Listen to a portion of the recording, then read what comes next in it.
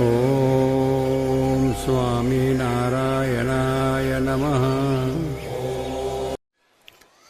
સ્વામિનારાયણ ભગવાન કી જય. અક્ષર પુરુષોત્તમ મહારાજની જય. ગુણાતીતાન સ્વામી મહારાજની જય. ભગતજી મહારાજની જય. શાસ્ત્રીજી મહારાજની જય. યોગીજી મહારાજની જય.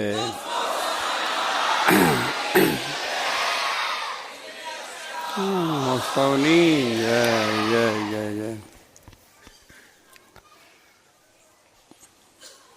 પાટોત્સવ આજના દિવસનો છે. એમાં આજે સભાની અંદર પણ આપ બધા આવ્યા છો અને ખૂબ સારી રીતે કથા થઈ. અને અહીંના કોઠારીએ આજે જે કંઈ બધા હરિભક્તો જે નિયમ પાળે છે એ વાત સાંભળીને ખૂબ આનંદ થયો છે. એક ગૌરવ લેવા જેવી વાત છે કે નાના મોટા પણ આટલું એક મન ઉપર કાબૂ મેળવીને પણ ભગવાનને રાજી કરવાને માટે આ કાર્ય કરે છે. એમાં બીજી કંઈ ઈચ્છા, બીજી ભાવના નથી. આ નિયમ પાડીને કેવળ એક ભગવાન શ્રીજી મહારાજ રાજી થાય, પ્રસન્ન થાય એ માટે જ આ બધા એમના નિયમો છે. આ નિયમો બધાએ પણ સાંભળ્યા છે. તો આમાંથી આ બધાએ પ્રેરણા લેવા જેવી વાત છે કે જો આપણે બધું ધારીએ તો કામ બધું થઈ જાય. પણ આપણા જીવનની અંદર બળ નથી એટલે થાય છે. ભગવાનનું જો બળ હોય, સંતનું બળ હોય, સત્સંગનું બળ હોય, કથા વાર્તા ભજનનું બળ હોય તો બધું જ કામ થઈ શકે છે. ન થાય એવું નહીં. સંસાર વ્યવહારનું કરીએ, કેટલા કઠણ કામ હોય તો સંસારમાં આર પાર ઉતરીએ છીએ. નોકરી ધંધાની અંદર પણ કેટલી મુશ્કેલીઓ હોય તોય પણ એમાં આર પાર ઉતરીએ. જો દ્રઢતા છે તો દ્રઢતા જોઈને મદદ કરે મોરારી. કેટલાકને આ નિયમ પાડવામાં એ થાય કે આપણાથી ન થઈ શકે. ન થઈ શકે એટલે તો પછી એને ભગવાનનું બળ નથી, ભગવાનનો મહિમા નથી તો એવો વિચાર આવે. પણ ભગવાનનો બળનો છે કે ના, શું થાય, બધું જ થઈ શકે છે. અને આપણે જોયું કે આ નાના મોટા બધા આવ્યા, એમને એટલી મક્કમતાથી આ કર્યું છે. નિયમ એટલે નિયમ છે એ આપણા જોઈએ જ કે આપણા જીવનમાં જેમ બધી બીજી વસ્તુને આપણે કરીએ છીએ, પણ નિયમ જોમાં હોય તો નિયમથી આગળ વૃદ્ધિ થાય. સત્સંગની અંદર આ બધા છે એ નિયમની વાત છે કે જો આપણું જે નિયમ કે અત્યારે લોકોએ નિયમ લીધું તો એ પાડી શક્યા છે. એમાં આપણે જો પાડી શક્યા છે અને ખરેખર એ ચાલ્યું છે. નાનો છોકરો પણ જો ઉપવાસ કરી શકતો હોય, મોટા હરિભક્તો પણ વચનામતની વાત કરી તો એ પણ નિયમિત રીતે વાંચી શકતા હોય, બીજી રીતના પણ ઉપવાસો કરી શકતા હોય અને બીજી રીતના પણ ટીવી ન જોવું, ટીવી ઘરમાં ન રાખવું, છોકરાઓને પણ એ જાતનું જ્ઞાન આપે. આ જો નિયમો પાડ્યા છે, ખાલી આ વાત નથી, પાડ્યા છે. આ તો પ્રત્યક્ષ આપણે જોયું, સાંભળ્યું. તો એમાં આપણે જો પણ એ કરીએ તો થઈ શકે. તો શ્રીજી મહારાજે કહ્યું કે નિયમ, નિશ્ચય ને પક્ષ, ત્રણ વસ્તુ આપણા જીવનમાં દ્રઢ થઈ હોય તો આપણે પાકા સત્સંગે કહેવાઈએ. અને એ નિયમ, નિશ્ચય ને પક્ષ માટે આપણા હરિભક્તોના ઘણા દાખલા થયા છે મહારાજના વખતમાં, ત્યાર પછી થઈને અત્યારે થાય છે. તો એ પાડી શકે છે અને કામ કરી શકે તો આપણે પણ થઈ શકે એવું આપણે રાખવું જોઈએ. છોડ છે, એક વાયો છે, ફળ કેરી આંબો કરે, એને જો નિયમિત પાણી ના આપીએ તો એ સુકાઈ જાય.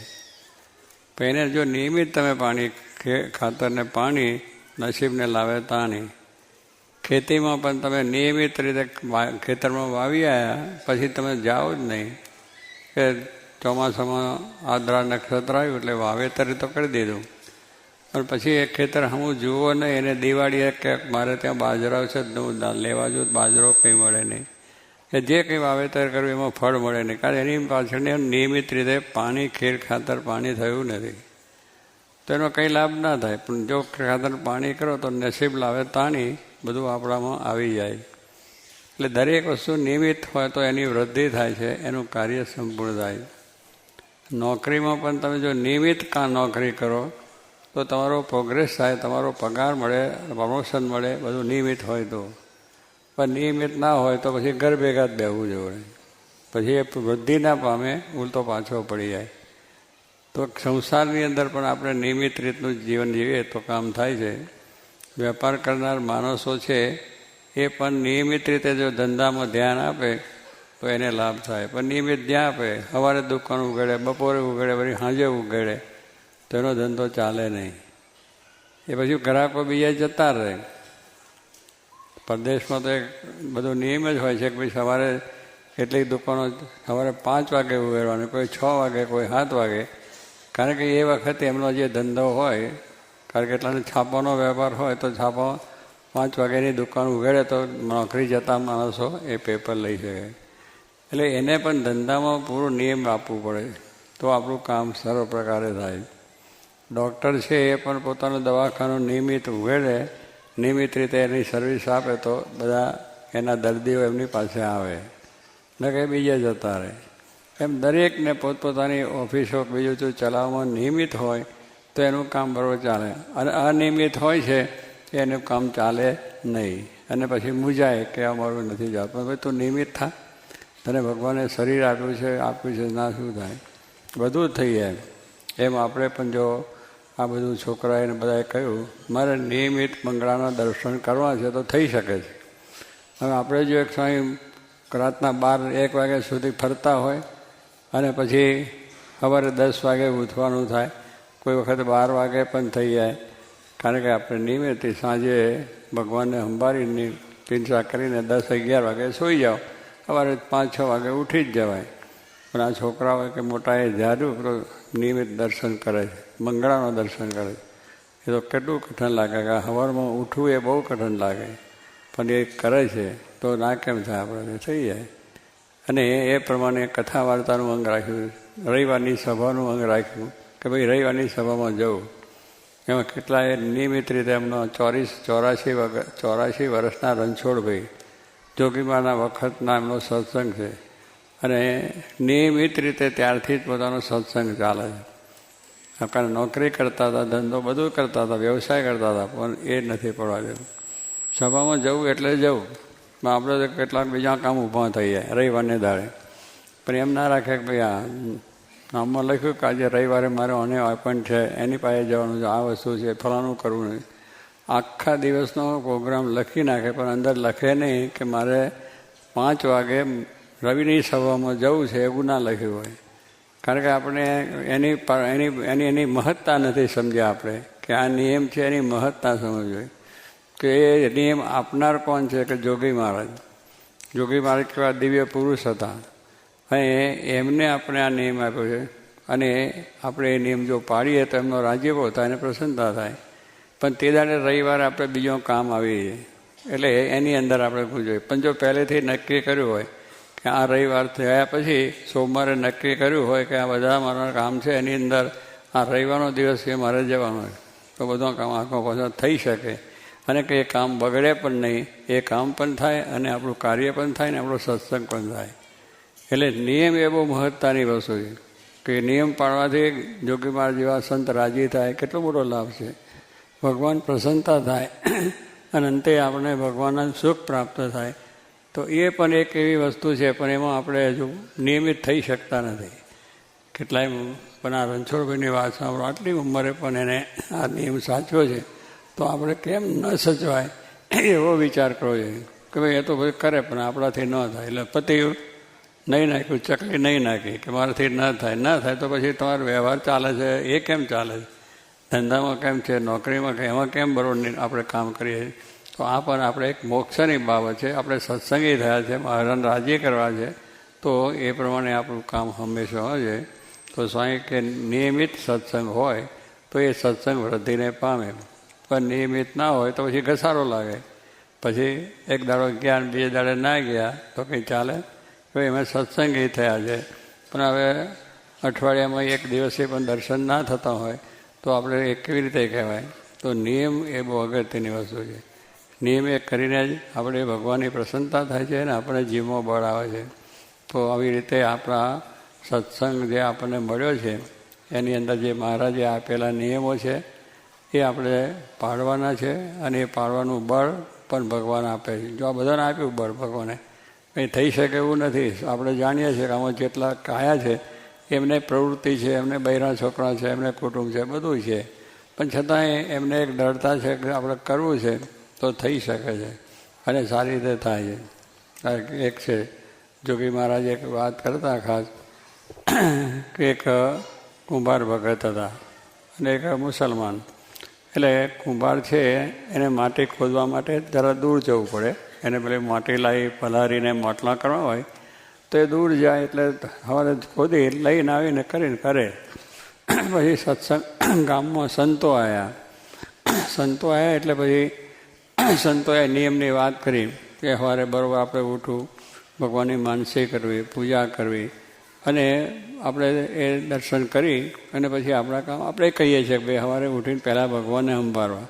પહેલી ચાની જરૂર નથી, કે ખાવાની જરૂર, બ્રેકફાસ્ટની જરૂર નથી. પહેલાં ભગવાનને ઉઠાડ્યા છે, દયા કરી છે તો એની પ્રાર્થના કરો, પછી દેહનું ભજન કરો. પહેલું દેહનું ભજન નહીં કરો. દેહનું ભજન આપણે કરીશું તો પછી ઊંચા આવવાના નથી. પણ કેટલાક એ સારું શરીરનો પહેલી ચા હોય, ટીવી જુએ, વળી પેલું મંડે, ભાઈ એની ક્યાં જરૂર છે? ભલા પહેલાં ઉઠાડ્યા ભગવાને, આપણને મોટી કૃપા થઈ છે, નકર ઊંઘમાં ચાલ્યા જાય. તો એ જ કૃપા છે. તો પહેલો ઉપકાર એમનો માનીને કે એમની દયાથી પ્રાર્થના કરીને કે અમારા હવે જે કાર્ય આખો દિવસ કરવાનું છે એ મારું શાંતિ થાય ને તમારું ભજન થાય, તમારી ભક્તિ થાય, તમારું જે કંઈ આપણું કાર્ય છે એ મારાથી થઈ શકે એવી પ્રાર્થના કરીને પછી કામ કરો. તો કહેવાનું શું, પહેલું એ કરો. એટલે સંતોએ નિયમ આપ્યું કે તમારે આ રીતે મંદિરે જવું, એ પણ નિયમ છે, માળા ફેરવાનો નિયમ છે, શિક્ષાપત્રી વાંચવાનો, વચનામત વાંચવાનો, આ બધા નિયમ આપણને છે આપેલા છે અને એ બે કરવાનું હોય. સ્વામી સાધુએ એને વાત કરી કે ભાઈ તમારે સવારે આ રીતે કામ કરવું. બધાને નિયમ આપતા હતા. એટલે બધા નિયમ લેતા. એટલે કોઈને માળાનું કહ્યું, કોઈને પૂજાનું કહ્યું, કોઈને મંદિરે જવાનું કહ્યું, આ બધું જ કર્યું. હવે ઉપવાસ કરવાનું પણ કહ્યું. આવી રીતે બધા ઘણા જે ત્યાં નિયમો આપ્યા જે આવ્યા એમને. પછી એક મુસલમાન ત્યાં આવેલો. એટલે મુસલમાન પણ ત્યાં આવ્યો તો એને પણ નિયમ લેવાનું વિચાર કર્યો કે ભાઈ આ પ્રમાણે તો સ્વામી કહ્યું, જો આપણે તમારે આ સેવા માળા બંધ કરો અને વ્યસન કોઈ કરવું નહીં. દારૂ કે બીજું ત્રીજું જે હોય કે માંસાહાર કે બીડી તમાકુ ના પીવું, એ બધું નિયમ પાળવાની કહ્યું. અને મંદિરે તેમ તો અમારાથી નહીં થાય સ્વામી, એ નિયમો નહીં પાડી શકું. સ્વામી કહે છે શું? તો એક નિયમ તમે રાખો બસ. અમે કહીએ કે દરરોજ અમારા કુંભાર ભગત છે સત્સંગી, એનું સવારમાં વહેલા તમે ઉઠીને બીજું કામ કરતાં પહેલાં એનો દર્શન કરવા તમારે, બસ એ નિયમ રાખો. તો એ તો પડશે અને કરીશું. એટલે પછી એ પ્રમાણે ચાલ્યું. પછી દરરોજ સવારે સ્વામીના નિયમ પ્રમાણે ઉઠે ને કુંભારને ત્યાં કામ કરતો હોય ત્યાં જઈને એના દર્શન કરીને પછી કામે જાય. એવું કેટલા વખત ચાલ્યું. પછી એક વખત કુંભાર માટી ખોદવા માટે આગો ત્યાં અડધો માઇલ જે કંઈ છે માટીનું ખોદવાનું ત્યાં ગયો. પોતાનું એક ગધેડું ને કાલ લાકડું લે ને પાવડો લઈને ત્યાં ખોદી અને એમાં ખોદતા એને એક ચરુ મળ્યો.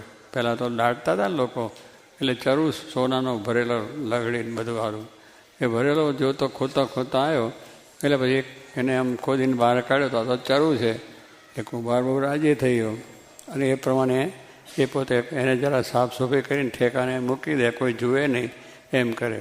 અને ચરુ આવ્યો પછી એ બહાર કુંભાર આમ જુએ, પાછો સાફ કરીને આમ કોઈ આવી ગયું નથી, જોઈ જશે તો મારું ચરુ લઈ જશે તેમ કર્યા કરે. એમાં પેલાને નિયમ હતું મુસલમાનને એનું દર્શન કરવાનું.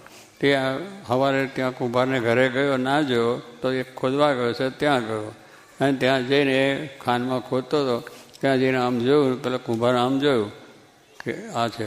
એટલે પહેલાં એ કુંભારને તો મારું જોવાનું હતું, બીજું એના દર્શન કરવાનું, બીજું કંઈ હતું નહીં. એટલે જોઈ અને આમ પાછો વળી ગયો. એટલે કુંભારને શંકા પડી કે આ મારું વાત છે જોઈ ગયો આવો એ, અને એટલે જ પાછો કામમાં જઈને જો કશે વાતો તો મારું બધું લઈ લઈશ ને એને થઈ. એટલે એને થયું કુંભારને કે ઓ ત્યાં ભાઈ ઊભા રહ્યો. પેલો કે નહીં દેખ લ્યા. હું ત્યાં મેં દેખ લ્યા, બીજું કાંઈ નથી. પેલો કે આપણે ઊભા રહ્યો કે ના દેખ લે કે મારે કામ છે. એટલે 2-3 વખત તો દેખ લે. નહીં આપણે બેનો ભાગ અડધો ઊભા રહ્યો. પછી એને કહેવું પડ્યું કે આ જો દહેશત બધું જ છે એના કરતાં તારે આપણો ભાગ બેનો પેલું એને તો દેખવાનું હતું, મુસલમાન તો એનું દર્શન કરવાનું હતું, એને કંઈ એ જોયું છે કર્યું છે એવું નહોતું કે એની વાતને લેવું પણ એને એટલું જ કે દેખ લે. પેલું નિયમ આપ્યું હતું, આ નિયમનું પાલન થયું એની વાત કરવી. તો એ પછી મિયાભાઈ જાયું કે આને કંઈક છે, એ પાછા આવ્યા ને બધા કહ્યું જો આ મને ચરવું મળ્યો છે, આપણે બેનો ભાગ. પહેલાં તો એને મળ્યું અને થયું એટલે મિયાભાઈ રાજી થઈ ગયા. તારે કહેવાનું શું છે કે જો એક આવું નિયમ રાખ્યું, જાણે અજાણે થાય તો પણ આ ફાયદો થાય છે. તો આ તો ભગવાનનું મોક્ષનું કામ છે. આપણે આ જે નિયમ લે છે મોક્ષનું છે, અને એ મોક્ષના નિયમમાં પણ જો ખટકો રાખીને પાલન કરીએ તો આપણું કલ્યાણ થઈ જાય, આપણું મોક્ષ થઈ જાય, એવી આ વાત છે. કારણ કે આ નિયમ આપનાર કોણ છે? પહેલું તો એ છે કે નિયમ તો આપણે દુનિયામાં બધા ઘણા માણસો આપે કે જાઓ તમે દારૂ પીવાનો નિયમ રાખજો, એમાંય નિયમ આપે. એ કંઈ નિયમ પાડવાનો છે? એ તો એ છે, એવું નિયમ નથી. નિયમ તો આપણા પવિત્ર શુદ્ધ થઈએ, ભગવાન રાજી થાય એવા નિયમથી જ સાચો પાડવાનો. તો એ નિયમ સંત આપે છે શા માટે? આપણા કલ્યાણ માટે. તો આજે આ બધા ભક્તોએ જે કંઈ નિયમ લીધા છે અને એ પાલન કરે છે, ભગવાન એમને ઘણું બળ આપે, કુટુંબમાં પણ આવું બળ મળે અને બધા સત્સંગીઓમાં પણ આવું બળ મળે, એ માટે મહારાજને પ્રાર્થના કરીએ છીએ. અને બધી એવી દ્રઢતા કરજો કે આપણે પાડવું છે, જેને જેટલું શ્રદ્ધા હોય એટલું પણ પાડવું. એક માળા ફેરવાનું નિયમ તો એક માળા ફેરવાનું, અને વચનામત એક વાંચવાનું તો એક વચનામત વાંચવું, નિયમિત વાંચવું, અને બીજું રિપીટ કરવું. બીજું વચનામત પછી સ્વામીનું જીવન ચરિત્ર, ભગવાનનું ચરિત્ર છે, અને હાસ્ય મહારાજનું, જોગી મહારાજનું જીવન ચરિત્ર બધા વાંચવાનું. વાર પછી નિયમ વાંચવા. ચાતુર્માસમાં નિયમ આપવામાં આવે છે આપણે બધાને, એ પણ આપણે એનું પાલન. મારા શિક્ષાપત્રીને લખ્યા છે કે ચાતુર્માસમાં નિયમ બધા વાંચન, ભગવાનના ગ્રંથોનું વાંચન કરવાનું, દંડવત કરવાનું, માળા કરવાનું, પગે લાગવાનું, આ બધા નિયમો આપ્યા જ છે. તો એ નિયમો જો આપણે સારધાર પાડીએ તો ભગવાન રાજી થઈ જાય અને ભગવાનની પ્રસન્નતા થાય. તો એ માટે મહારાજને પ્રાર્થના કરીએ કે આવું બળ બધાને મળે અને આ પ્રમાણે હંમેશા આપણને આવી નવી ભક્તિ કરવાનો, ઉત્સાહ કરવાનો, ઉત્સવો આવા ઉજાવવાનો ભગવાન બળ આપે એવી પ્રાર્થના. સહજાનંદ સ્વામી મહારાજની. સ્વામિનારાયણ હરે વચનામૃત ગરડા મધ્ય પ્રકરણનું 23મું લૂક તથા હિમનું. સ્વામિનારાયણ હરે સંવત 1878 જ્યેષ્ઠ સુધી એકાદશીને દિવસ સ્વામી શ્રી સહજાનંદજી મહારાજ શ્રી ગરડા મધ્યે દાદા ખચના દરબારમાં શ્રી વાસુદેવ નારાયણના મંદિરની આગળ વિરાજમાન હતા, ને મસ્તક ઉપર ધોળી પાગ બાંધી હતી, ને ધોળો ખેસ પહેર્યો હતો, ને ધોળી ચાદર ઓઢી હતી, ને પોતાના મુખારવિંદની આગળ મુનિ તથા દેશ દેશના હરિભક્તની સભા ભરાઈને બેઠી હતી. પછી શ્રીજી મહારાજ એમ બોલ્યા, જે આજ તો અમે મનનું રૂપ વિચારી જોયું, તે મન જીવ થકી જુદું ન દેખાયું. મન તો જીવની જ કોઈ કિરણ છે, પણ જીવ થકી જુદું નથી. અને મનનું રૂપ તો એવું દેખાયું, જેમ ઉનાળામાં લુક હોય તથા જેમ શિયાળામાં હિમ હોય તેવું મનનું રૂપ દેખાયું. અને જેમ માણસના દેહમાં લુક પેસે તથા હિમ પેસે ત્યારે તે માણસ મરી જાય છે, તેમ એ મન ઇન્દ્રિયો દ્વારે થઈને જ્યારે વિષય સન્મુખ જાય છે, ત્યારે તે વિષય જો દુઃખદાયી હોય તો મન તપીને ઉનાળાની લૂક જેવું થાય છે, અને તે વિષય જો સુખદાયક હોય તો તેને વિશે મન શિયાળાના હિમ જેવું થાય છે. તે જ્યારે દુઃખદાયી વિષયને ભોગવીને લૂક સરખું ઊનું થઈને જીવના હૃદયમાં પેસે છે, ત્યારે જીવને અતિશય દુખ્યો કરીને કલ્યાણના માર્ગમાંથી પાડી નાખે છે. એ તે લૂક લાગીને મરે તેમ જાણવું. અને જ્યારે એ મન સુખદાયી વિષયમાં સુખને ભોગવે ત્યારે ટાઢું હિમ સરખું થઈને જીવના હૃદયમાં પેસે છે, અને જીવને સુખ્યો કરીને કલ્યાણના માર્ગથી પાડી નાખે છે. એ તે હિમાલયનો વા આવે ને મરે તેમ જાણવું. માટે જેનું મન ભૂંડા વિષયને દેખીને તપે પણ નહીં અને સારા વિષયને દેખીને ટાઢું પણ થાય નહીં, એવી રીતે જેનું મન અવિકારી રહેતું હોય તેને પરમ ભાગવત સંત જાણવા, અને એવું મન થવું એ કાંઈ થોડી વાત નથી.